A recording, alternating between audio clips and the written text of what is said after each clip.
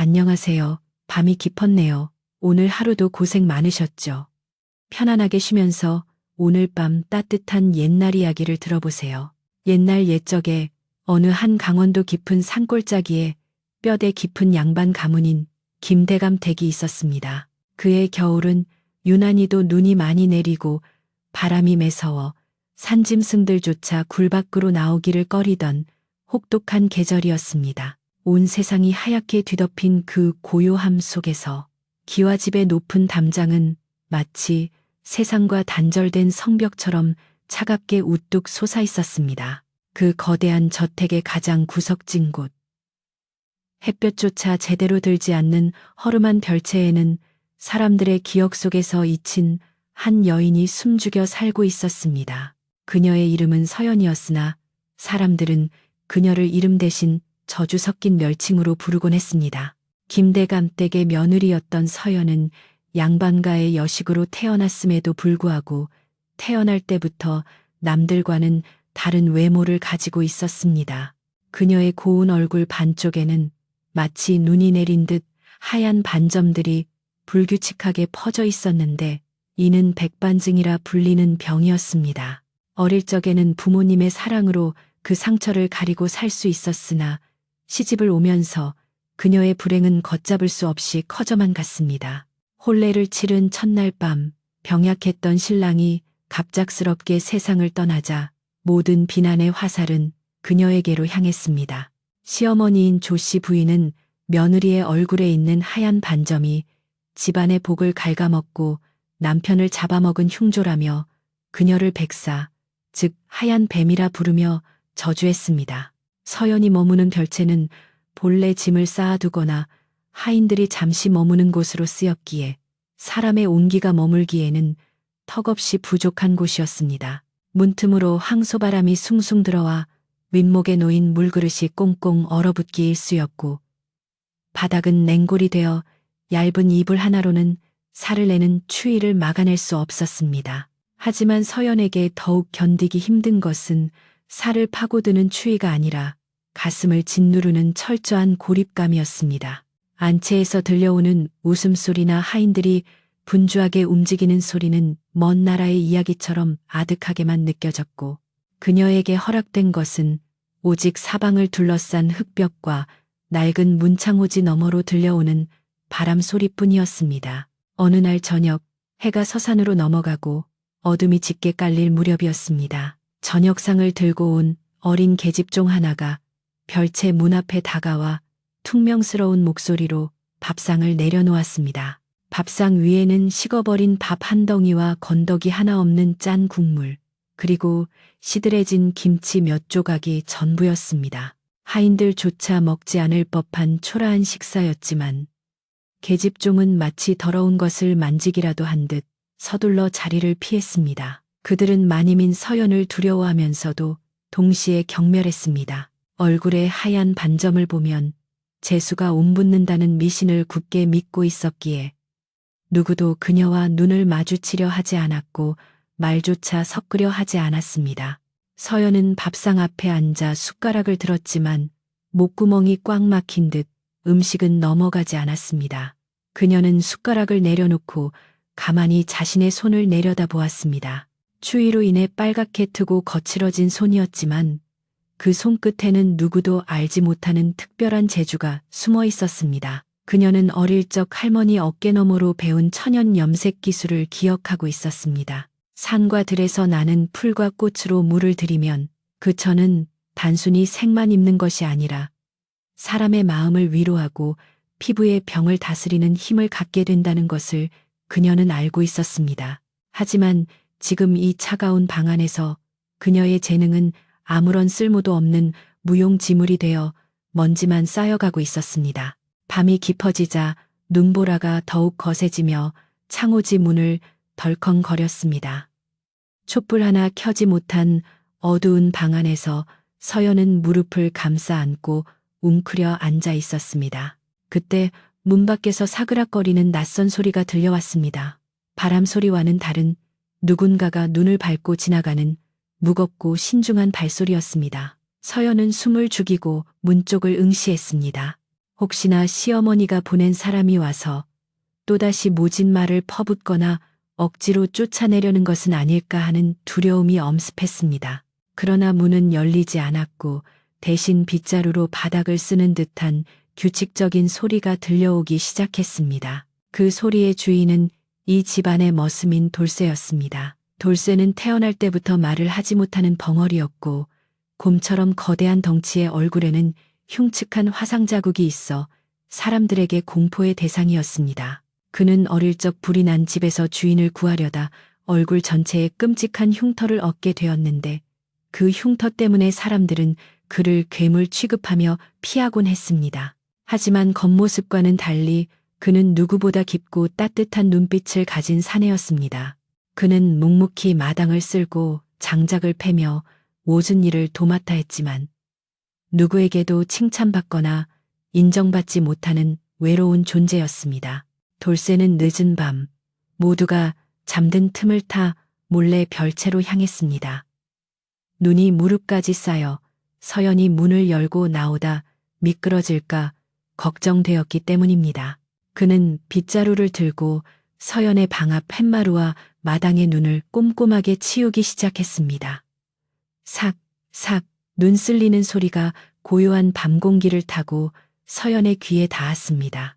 그 소리는 묘하게도 그녀의 얼어붙은 마음을 두드리는 듯 했습니다. 돌쇠는 혹여나 방 안에 서연이 깰까봐 조심스럽게 몸을 움직였지만 그의 거친 숨소리는 문틈 사이로 희미하게 새어 들어갔습니다. 그는 단순히 눈을 치우는 것이 아니라 세상으로부터 버림받은 한 여인을 위해 길을 내어주고 있는 것이었습니다. 한참 동안 눈을 치우던 돌쇠는 품 안에서 무언가를 꺼내어 문 앞에 조심스럽게 내려놓았습니다. 그것은 부엌 아궁이 불에 구운 군밤 몇 알이었습니다. 그는 뜨거운 군밤이 식지 않도록 헌 헝겊으로 여러 겹 감싸두었습니다. 돌쇠는 잠시 문을 바라보며 서연이 무사한지 춥지는 않은지 걱정스러운 눈빛을 보냈습니다. 비록 말을 할 수는 없었지만 그의 투박한 행동 속에는 그 어떤 말보다 진실한 위로가 담겨 있었습니다. 그는 자신의 존재가 그녀에게 또 다른 두려움이 될까봐 인기척을 내지 않고 서둘러 뒷걸음질쳐 어둠 속으로 사라졌습니다. 인기척이 사라진 것을 확인한 서연은 떨리는 손으로 조심스럽게 문을 열었습니다. 문 밖에는 깨끗하게 치워진 길과 함께 김이 모락모락 나는 헝겊 꾸러미가 놓여 있었습니다. 그녀는 그것을 집어 들었습니다. 헝겊을 통해 전해지는 온기는 차갑게 식어버린 그녀의 손바닥을 타고 심장까지 전해지는 듯 했습니다. 꾸러미를 열자 노릇노릇하게 잘 구워진 군밤의 달콤하고 고소한 향기가 코끝을 자극했습니다. 서연은 주위를 둘러보았지만 보이는 것은 눈 위에 찍힌 커다란 발자국뿐이었습니다. 그 발자국은 별채 마당을 지나 하인들의 숙소 쪽으로 이어지고 있었습니다. 서연은 문득 그 발자국의 주인이 누구인지 짐작할 수 있었습니다. 낮에 마당을 지나가다 마주쳤던 흉터투성이의 그 거대한 사내였습니다. 다른 하인들이 그녀를 보고 손가락질하며 수군거릴 때 유일하게 고개를 숙이지 않고 묵묵히 그녀를 바라보던 그 눈빛이 떠올랐습니다. 그 눈빛에는 멸시나 조롱이 아닌 알 수 없는 연민과 슬픔이 담겨 있었습니다. 서연은 차가운 방으로 다시 들어와 군밤 하나를 입에 넣었습니다. 입안 가득 퍼지는 따뜻하고 달콤한 맛에 참아왔던 눈물이 핑 돌았습니다. 그것은 단순히 배고픔을 달래주는 음식이 아니라 그녀가 이 집에 들어와 처음으로 받아본 인간적인 대접이자 온기였습니다. 다음 날 아침 날이 밝자마자 시어머니 조씨 부인의 날카로운 목소리가 담장을 넘어 별채까지 들려왔습니다. 조씨 부인은 집안의 가세가 점점 기울어가자 초조함을 감추지 못하고 있었습니다. 그녀는 아들이 죽은 후 가문이 몰락하는 이유를 모두 며느리 탓으로 돌리며 서연을 희생양으로 삼을 궁리를 하고 있었습니다. 조씨 부인은 안방에 앉아 곰방대를 피우며 매서운 눈초리로 집사에게 무언가를 지시하고 있었습니다. 그녀의 계획은 잔혹하고도 비정했습니다. 며느리를 죽음으로 내몰아 연료비를 하사받음으로써 땅에 떨어진 가문의 명예를 다시 세우고 나라로부터 포상금을 받으려는 끔찍한 속셈이었습니다. 서연은 자신의 운명이 풍전등화와 같음을 직감하고 있었습니다. 별채 밖으로 나가는 것은 금지되어 있었지만 오가는 하인들의 수군거림과 싸늘해진 분위기를 통해 불길한 기운을 느낄 수 있었습니다. 그녀는 멍하니 창밖을 바라보며 차라리 스스로 목숨을 끊는 것이 이 고통에서 벗어나는 길일까 생각하곤 했습니다. 하지만 어젯밤 문 앞에 놓여있던 군밤의 온기가 그리고 눈을 치워주던 그 사내의 배려가 그녀의 옷깃을 붙잡았습니다. 죽고 싶을 만큼 괴로웠지만 세상 어딘가에는 자신을 괴물이 아닌 사람으로 대해주는 누군가가 있다는 사실이 신락 같은 희망이 되어 그녀를 지탱하고 있었습니다. 그날 오후 서연은 용기를 내어 문틈으로 바깥 동태를 살폈습니다. 마당 한 구석에서 돌쇠가 산더미처럼 쌓인 장작을 패고 있었습니다. 도끼를 내리찍을 때마다 굵은 팔뚝에 힘줄이 솟아올랐고 이마에는 땀방울이 송글송글 맺혔습니다. 다른 머슴들은 요령을 피우며 쉬고 있었지만 돌쇠는 묵묵히 자신의 목 이상을 해내고 있었습니다. 그때 짓궂은 하인 하나가 돌쇠의 발을 걸어 넘어뜨리고는 낄낄대며 웃었습니다. 어이, 벙어리. 말도 못하는 짐승이 힘만 세서 어디다 쓰냐. 하인들은 돌쇠의 흉측한 얼굴과 장애를 비웃으며 그에게 눈덩이를 던졌습니다. 돌쇠는 아무런 대꾸도 하지 않았습니다. 화를 낼 법도 했지만 그는 그저 묵묵히 일어나 옷에 묻은 눈을 털어내고 다시 도끼를 잡았습니다. 서연은 그 모습을 보며 가슴이 아려왔습니다. 말을 못하는 것이 아니라 세상의 편견과 조롱에 대꾸할 가치를 느끼지 못하는 것처럼 보였습니다. 돌쇠는 잠시 일손을 멈추고 고개를 들어 별채 쪽을 바라보았습니다. 아주 짧은 순간이었지만 문틈으로 훔쳐보던 서연과 돌쇠의 시선이 허공에서 얽혔습니다. 돌쇠는 서연이 보고 있다는 것을 알아차린 듯 살짝 고개를 숙여 예를 표하고는 다시 장작 패는 일에 열중했습니다. 그날 밤 조씨 부인은 은밀하게 의원을 불렀습니다. 의원은 약재가 든 꾸러미를 들고 안채로 들어갔고 한참 뒤에야 밖으로 나왔습니다. 조씨 부인은 집사를 불러 나지막한 목소리로 명령했습니다. 내일 밤 며느리에게 이 탕약을 먹이거라. 몸을 보하는 약이라고 하면 의심하지 않을 게다. 그리고 날이 밝으면 서연이가 남편을 따라가기 위해 스스로 독을 마셨다고 관아에 알릴 준비를 하거라. 집사는 섬뜩한 명령에 잠시 주저했지만 주인의 서슬퍼런 눈빛에 굴복하여 고개를 조아렸습니다. 이 모든 대화는 어둠 속에 숨어있던 누군가의 귀에 생생하게 들어갔습니다. 장작을 나르기 위해 안채 뒷마당을 지나가던 돌쇠는 우연히 창호지 문 너머로 들려오는 조씨 부인과 집사의 대화를 듣게 되었습니다. 돌쇠의 눈이 분노로 크게 흔들렸습니다. 그는 짐승만도 못한 주인들의 작태에 치를 떨었습니다. 아무런 죄도 없는 여인을 단지 가문의 명예를 위한 제물로 삼으려 하다니. 돌쇠의 주먹 쥔 손에 힘이 들어가며 뼈마디가 하얗게 질렸습니다. 그는 자신이 무엇을 해야 할지 본능적으로 깨달았습니다. 지금까지는 그저 지켜보는 것밖에 할 수 없었지만 이제는 더 이상 방관할 수 없는 상황이었습니다. 돌쇠는 거친 숨을 몰아쉬며 별채 쪽을 바라보았습니다. 어둠 속에 잠긴 별채는 마치 무덤처럼 고요했습니다. 내일 밤이면 저곳은 진짜 무덤이 될지도 모를 일이었습니다. 돌쇠는 결심을 굳힌 듯 입술을 꽉 깨물었습니다. 말을 할 수 없는 그였기에 서연에게 이 사실을 알리고 설득하는 것은 불가능에 가까웠습니다. 유일한 방법은 그녀를 데리고 이 지옥 같은 곳을 탈출하는 것뿐이었습니다.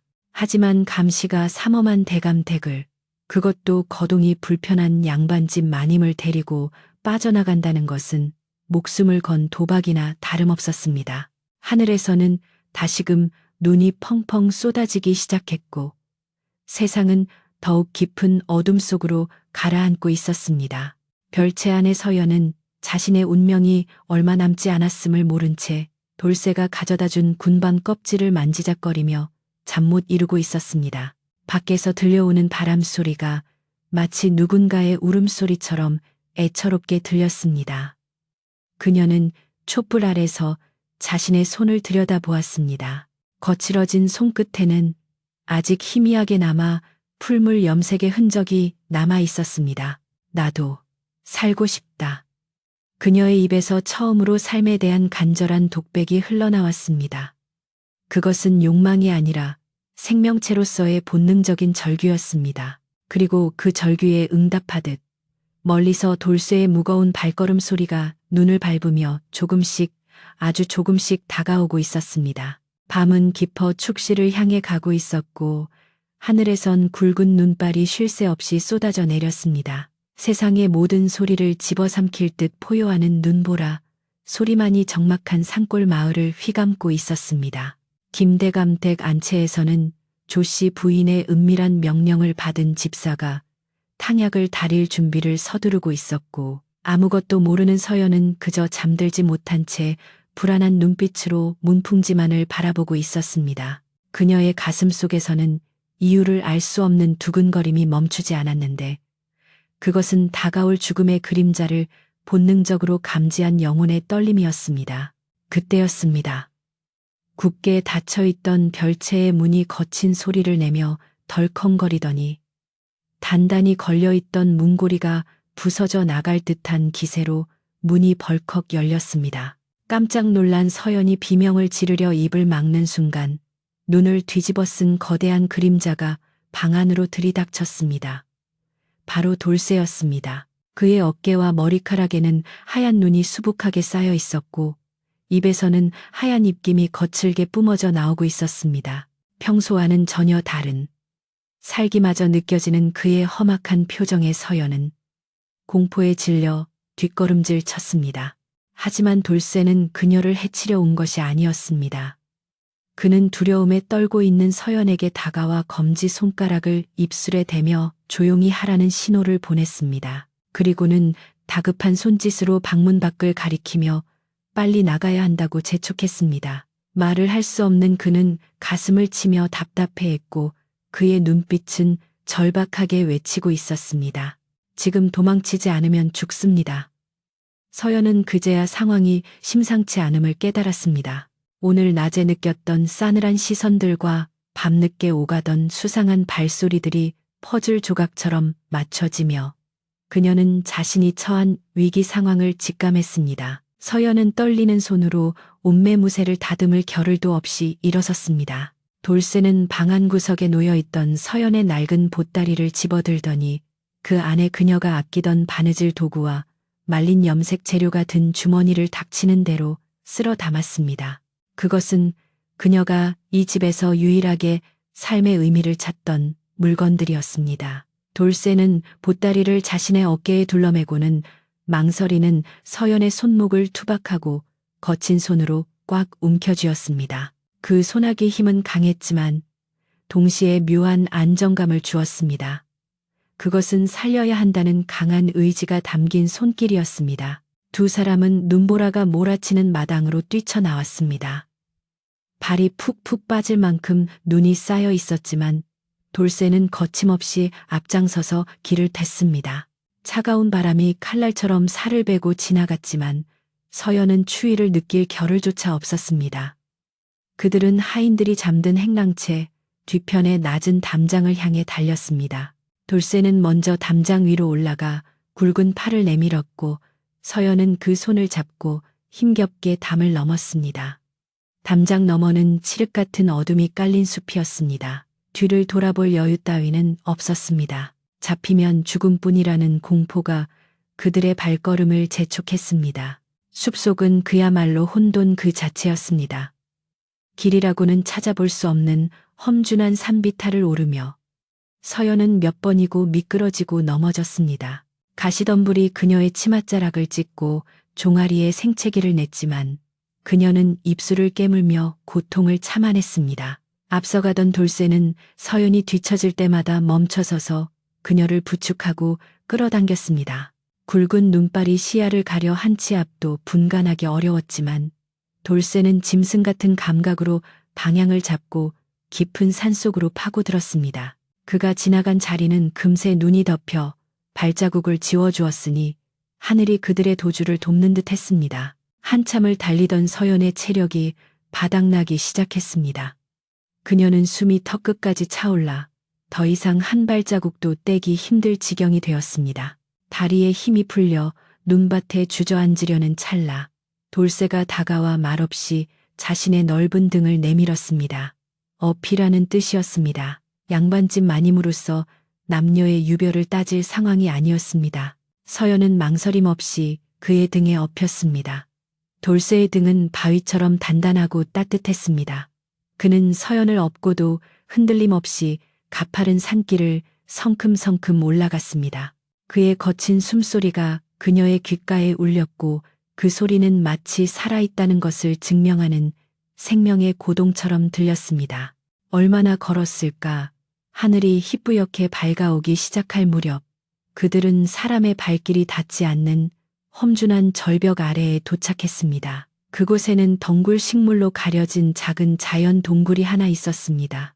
돌쇠는 조심스럽게 덩굴을 걷어내고 서연을 동굴 안으로 들여보냈습니다. 동굴 안은 바깥보다 훨씬 훈훈했고 짐승의 뼈가 굴러다니는 것으로 보아 예전에는 곰이나 호랑이가 살던 곳인 듯 했습니다. 돌쇠는 서연을 마른 낙엽 위에 앉히고는 곧바로 밖으로 나가 젖지 않은 나뭇가지들을 한아름 안고 돌아왔습니다. 돌쇠는 품 안에서 부싯돌을 꺼내 능숙하게 불을 피웠습니다. 타닥타닥 소리를 내며 붉은 불꽃이 피어오르자 동굴 안은 금세 주황빛 온기로 가득 찼습니다. 불빛에 비친 돌쇠의 얼굴은 그 어느 때보다 진지하고 강인해 보였습니다. 흉터로 일그러진 그의 얼굴이 불빛 아래에서는 오히려 듬직한 전사의 훈장처럼 보였습니다. 서연은 젖은 옷을 말리며 불 건너편에 앉아있는 돌쇠를 빤히 바라보았습니다.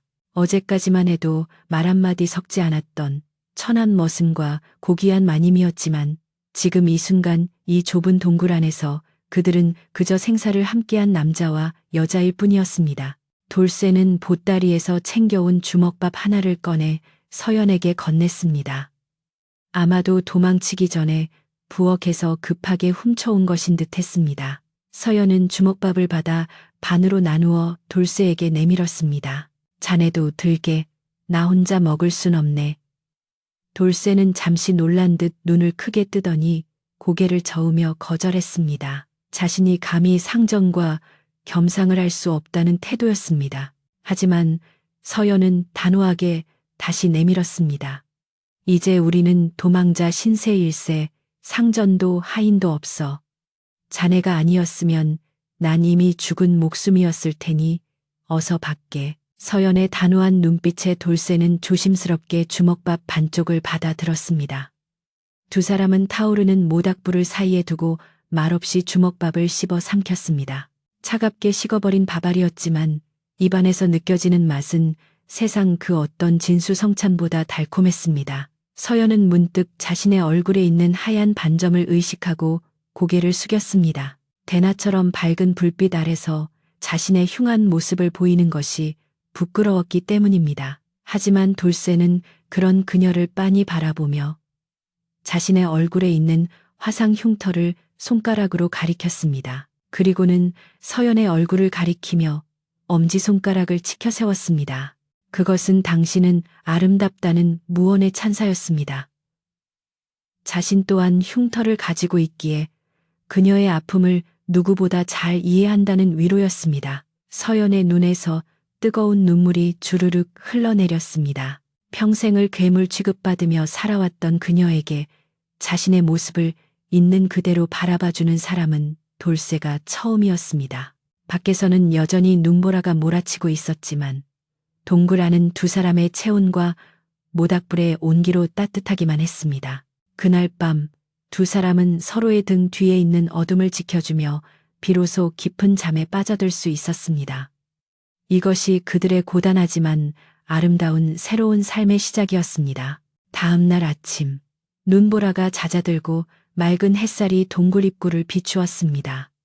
밖으로 나온 두 사람의 눈앞에는 눈부시게 하얀 설원이 펼쳐져 있었습니다. 밤새 내린 눈은 그들이 걸어온 발자국을 깨끗이 지워버려 추격자들이 그들의 흔적을 찾을 수 없게 만들어 놓았습니다. 서연은 크게 숨을 들이마셨습니다. 차가운 공기가 폐부 깊숙이 들어와 묵은 체증을 씻어내리는 듯 했습니다. 그녀는 이제 더 이상 김대감 댁에 저주받은 며느리가 아니었습니다. 그녀는 자유인이었고 그녀의 곁에는 세상에서 가장 든든한 방패가 서 있었습니다. 돌쇠는 멀리 보이는 산봉우리를 가리켰습니다. 지리산 줄기로 이어지는 첩첩산 중 관아의 손길이 닿지 않는 깊은 곳으로 가자는 신호였습니다. 서연은 고개를 끄덕였습니다. 이제 그녀가 가진 것은 몸뚱이 하나와 약간의 재주뿐이었지만 두려움보다는 알 수 없는 설렘이 가슴을 채웠습니다. 그녀는 눈밭 위로 첫 발을 내디뎠습니다.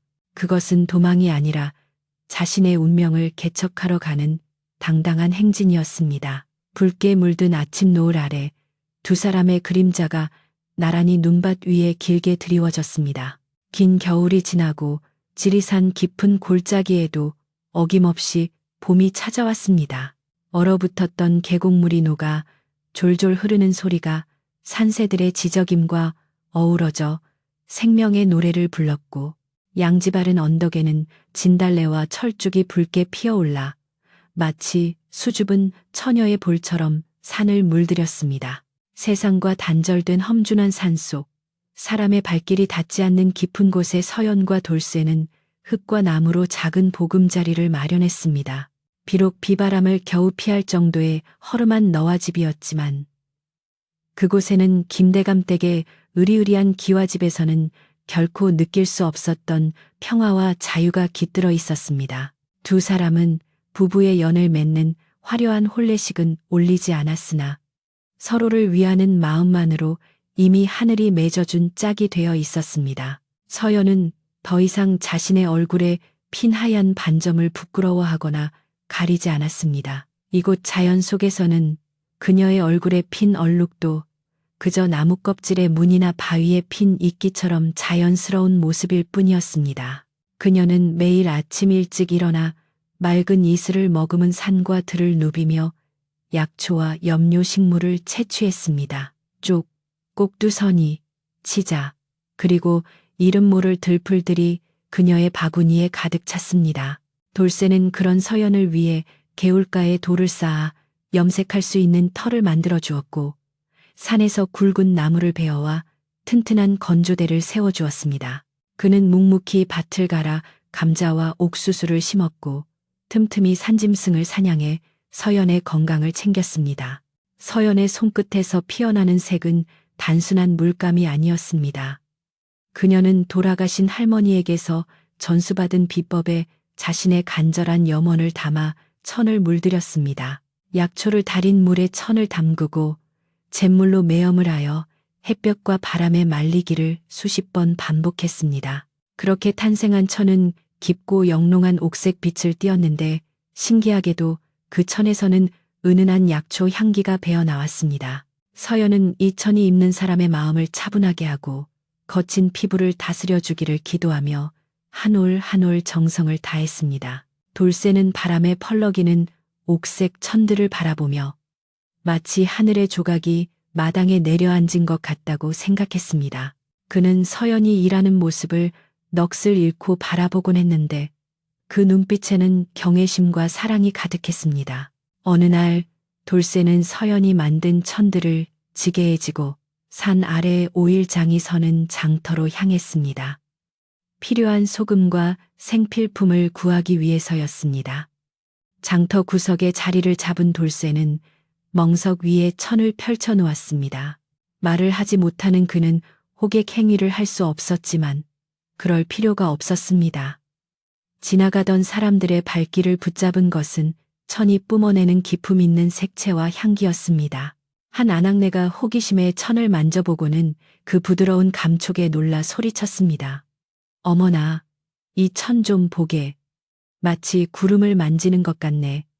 향기도 기가 막혀 사람들이 하나둘씩 모여들었고 돌쇠가 가져간 천은 순식간에 동이 났습니다. 소문은 발없는 말이 되어 천리를 갔습니다. 지리산 깊은 골짜기에 신묘한 천을 만드는 선녀와 그녀를 지키는 곰 같은 장사가 산다는 이야기가 사람들 입에 오르내리기 시작했습니다. 더욱 놀라운 것은 그 천으로 옷을 입은 사람들의 피부병이 씻은 듯이 나았다는 간증이었습니다. 아토피로 고생하던 아이가 밤에 긁지 않고 잠들게 되었고 등창으로 고생하던 노인의 상처가 아물었다는 소문이 퍼지면서 사람들은 서연의 천을 옥한목이라 부르며 값을 부르는 게 값이 될 정도로 귀하게 여겼습니다. 돌쇠가 장터에 나타나는 날이면 상인들이 미리 돈을 들고 줄을 서서 기다릴 정도였습니다. 한편 강원도의 김대감 댁은 몰락의 길을 걷고 있었습니다.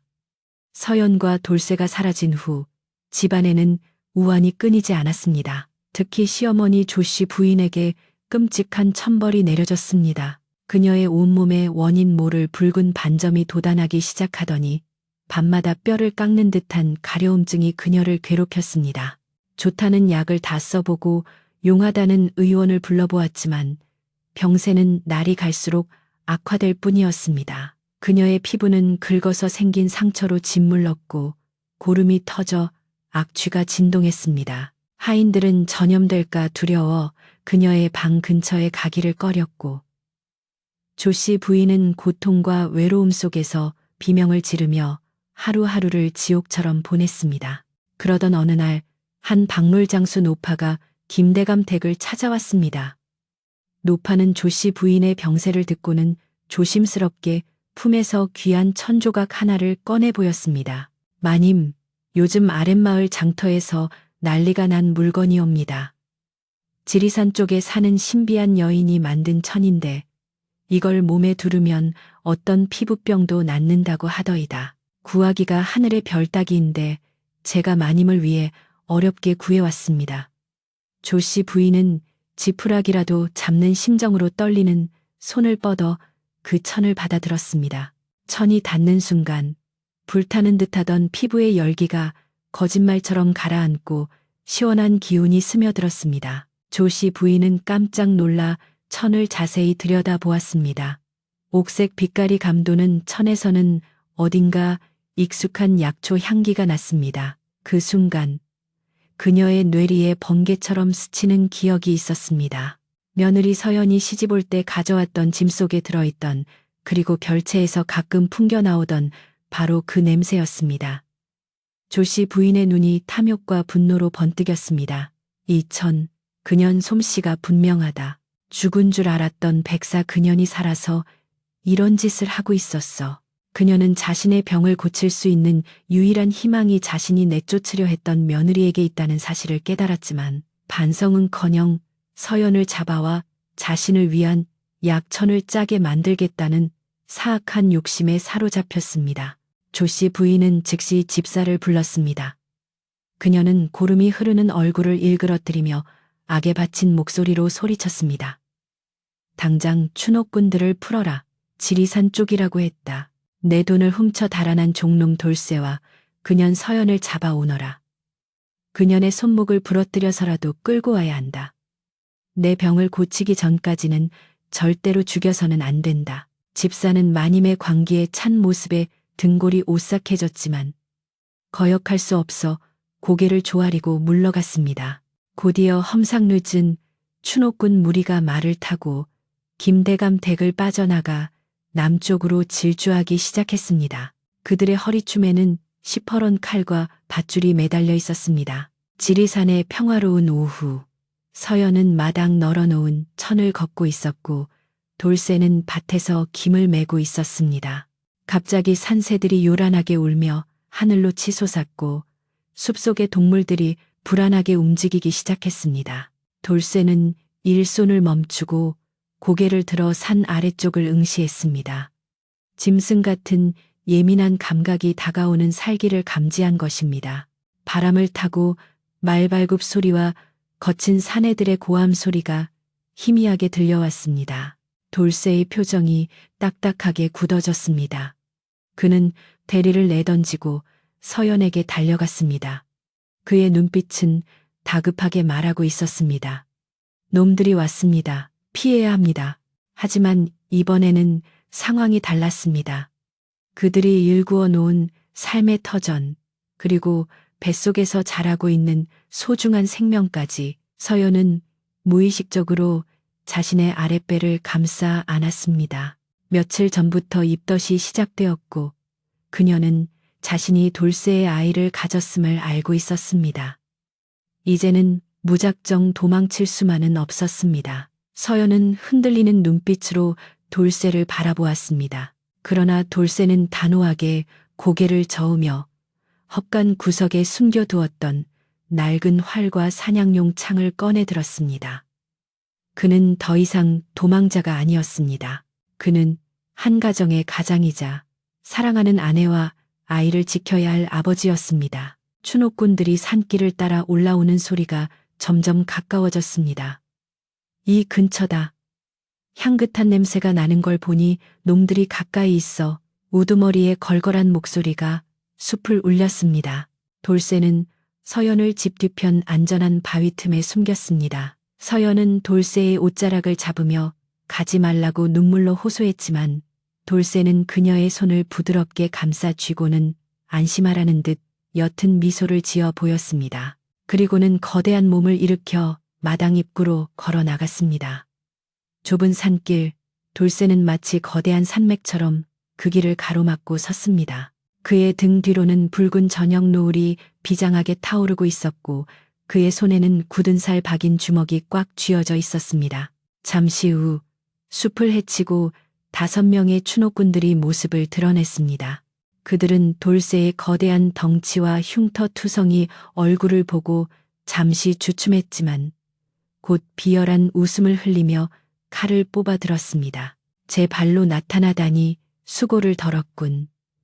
얌전히 오라를 받으면 목숨만은 살려주마. 우두머리가 비아냥거렸지만 돌쇠는 꼼짝도 하지 않았습니다. 그의 눈은 활활 타오르는 숯불처럼 붉게 빛나고 있었습니다. 그는 한 발자국도 물러서지 않겠다는 결의를 온몸으로 뿜어내고 있었습니다. 바람이 멈추고 숲 전체가 숨을 죽인 채 다가올 피해 폭풍을 기다리고 있었습니다. 그 시각 바위 틈에 숨어있던 서연은 결단을 내렸습니다.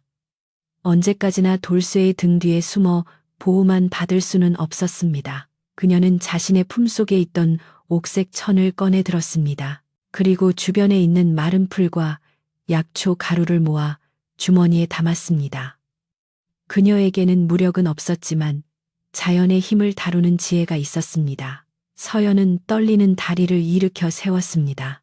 그녀의 눈빛 또한 돌쇠만큼이나 강인하게 빛나고 있었습니다. 사랑하는 이를 지키기 위해 그리고 뱃속의 아이에게 부끄럽지 않은 부모가 되기 위해 그녀는 생애 처음으로 세상의 폭력 앞에 맞서 싸울 준비를 하고 있었습니다. 살기를 띤 칼날이 허공을 갈랐습니다. 돌쇠는 짐승 같은 포효를 내지르며 맨손으로 추노꾼들의 칼을 막아섰습니다. 그의 두꺼운 팔뚝에서는 붉은 피가 솟구쳐 눈 덮인 땅을 적셨지만 그는 고통을 모르는 사람처럼 물러서지 않았습니다. 5명의 추노꾼들은 돌쇠의 기백에 눌려 잠시 주춤했지만 이내 숫자의 우위를 앞세워 그를 에워싸고 맹공을 퍼붓기 시작했습니다. 돌쇠가 몽둥이로 한 놈을 쓰러뜨리면 다른 2놈이 그의 등 뒤를 노리고 달려들었습니다.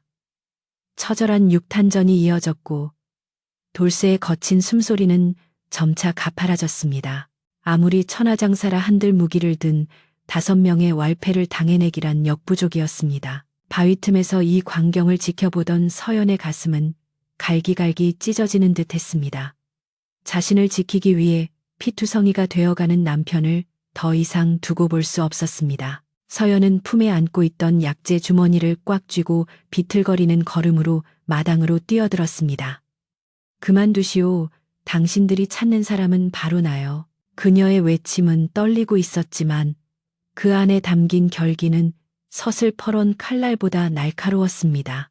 서연은 바람을 등지고 서서 주머니를 열어 곱게 빻은 고춧가루와 마른 쑥 가루를 섞은 가루를 추노꾼들을 향해 힘껏 뿌렸습니다. 매운 가루가 바람을 타고 놈들의 눈과 코로 파고들자 놈들은 비명을 지르며 눈을 감싸 쥐고 뒹굴었습니다. 그 혼란스러운 틈을 타 돌쇠가 비틀거리며 서연의 앞을 막아서려 했지만 이미 체력이 바닥난 그는 한쪽 무릎을 꿇고 말았습니다. 시력을 회복한 추노꾼 우두머리가 분노에 찬 얼굴로 칼을 치켜들고 서연에게 달려들었습니다. 이 독한 년이 감히. 서연이 눈을 질끈 감으며 돌쇠를 끌어안은 그 절체절명의 순간 산 아래쪽에서 웅장한 나팔 소리와 함께 수십 명의 광군들이 들이닥쳤습니다. 모두 멈추거라. 관아에서 나왔다. 우렁찬 호령 소리에 추노꾼들은 얼어붙은 듯 멈춰섰습니다. 그들의 뒤로 고을의 사또가 말을 타고 위풍당당하게 등장했습니다. 사또는 서연의 천 옥한목의 효험을 직접 체험하고 그 신비한 제작자를 찾기 위해 수소문하던 중이었습니다. 마을 사람들은 평소 자신들에게 베풀어준 서연과 돌쇠의 은혜를 잊지 않고 수상한 자들이 산으로 올라갔다는 소식을 듣자마자 관아에 알린 것이었습니다. 사또는 피투성이가 된 돌쇠와 그를 보호하려는 서연의 모습을 보고 상황을 짐작했습니다. 추노꾼 우두머리는 억울하다는 듯 소리쳤습니다. 나리, 우리는 도망친 노비를 잡으러 온 것뿐입니다. 저녀는 주인의 돈을 훔치고 도망친 죄인입니다. 서연은 흐트러진 머리카락을 쓸어 넘기며 당당하게 고개를 들었습니다. 그리고 자신의 얼굴을 가리고 있던 머리카락을 완전히 걷어내어 하얀 반점이 있는 얼굴을 드러냈습니다. 사또나리, 저는 도둑이 아닙니다. 저는 강원도 김대감 댁의 며느리였으나 시어머니의 계략으로 억울하게 죽임을 당할 뻔하여 도망친 것입니다. 서연은 품속에서 자신이 만든 옥색 천을 꺼내 사또 앞에 바쳤습니다. 이 천은 제 피와 땀으로 만든 것입니다. 하늘을 우러러 한 점 부끄러움 없이 살았습니다. 만약 제가 죄인이라면 이 천이 사람을 살리는 약이 되지 못했을 것입니다. 사또는 그 천을 받아들고 고개를 끄덕였습니다. 그 천에서 풍기는 그윽한 향기는 거짓을 말하는 자의 것이 아니었습니다. 사또는 즉시 추노꾼들을 포박하여 압송하라 명했습니다. 한편 강원도 김대감 댁에서는 조씨 부인의 병세가 극에 달해 있었습니다. 온몸이 썩어 들어가는 고통 속에서 그녀는 추노꾼들이 며느리를 잡아오기만을 애타게 기다렸습니다. 그러나 대문이 열리고 들어온 것은 추노꾼이 아니라 한양에서 내려온 암행어사와 관군들이었습니다. 지리산 사또의 장계가 조정에 올라가 연료비를 조작하여 국고를 축내려 했던 조씨 부인의 추악한 범죄가 만천하에 드러난 것이었습니다. 죄인 조씨는 들으라. 며느리를 독살하려 하고 거짓으로 연려 행세를 하여 가문의 명예를 더럽히고 국법을 어긴 죄, 그 죄가 하늘에 닿았다. 조씨 부인은 멍석에 말려 밖으로 끌려나갔습니다. 그녀가 그토록 지키고자 했던 기와집은 관아에 몰수되었고 가문은 하루아침에 멸문지화를 당했습니다. 사람들은 그녀가 앓던 병이 며느리의 피눈물이 맺힌 천벌이라며 손가락질했습니다. 그녀는 결국 차가운 감옥 바닥에서 누구의 돌봄도 받지 못한 채 자신이 내쫓았던 서연보다 더 비참하고 외로운 최후를 맞이했습니다. 부와 명예에 대한 헛된 욕망이 불러온 인과응보였습니다. 다시 계절이 바뀌어 지리산 골짜기에는 풍요로운 가을이 찾아왔습니다. 서연과 돌쇠의 집 마당에는 황금빛 햇살이 쏟아지고 건조대에는 쪽빛, 옥빛, 분홍빛으로 물든 천들이 바람에 춤을 추고 있었습니다. 그 아름다운 풍경 속에서 우렁찬 아기 울음소리가 터져 나왔습니다. 서연이 건강한 사내 아이를 출산한 것입니다.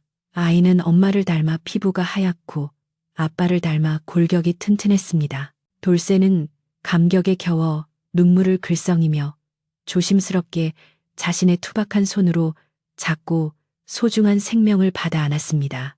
그의 얼굴에 있는 화상 흉터가 활짝 웃는 미소 속에 묻혀 더 이상 흉측해 보이지 않았습니다. 마을 사람들은 떡과 과일을 들고 찾아와 두 사람의 등남을 축하해 주었습니다. 이제 누구도 서연을 백사라 부르지 않았고 돌쇠를 벙어리 머슴이라 무시하지 않았습니다. 그들은 그저 사람을 살리는 선녀님과 그녀를 지키는 듬직한 장군님으로 불리며 존경받았습니다. 서연은 아이를 안고 있는 돌쇠의 어깨에 머리를 기대며 마당 가득 널린 천들을 바라보았습니다. 바람에 나부끼는 천들이 마치 그들의 지난날의 시련을 씻어내고 앞으로 다가올 희망찬 미래를 축복하는 깃발처럼 보였습니다. 서연은 돌쇠의 손을 꼭 잡았습니다. 말은 필요 없었습니다. 맞잡은 두 손의 온기만으로도 서로의 마음을 완벽하게 느낄 수 있었습니다.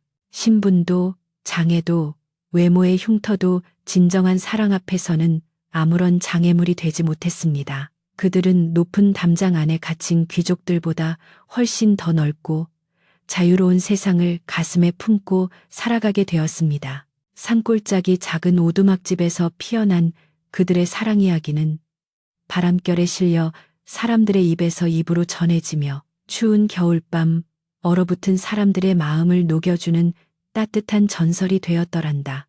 자, 제 이야기는 여기까지입니다. 밤이 많이 깊었군요. 창밖에는 눈이 그치고 달빛이 환하게 비치고 있습니다. 부디 오늘 밤은 저 두 사람처럼 따뜻하고 평안한 꿈 꾸시길 바랍니다. 안녕히 주무세요.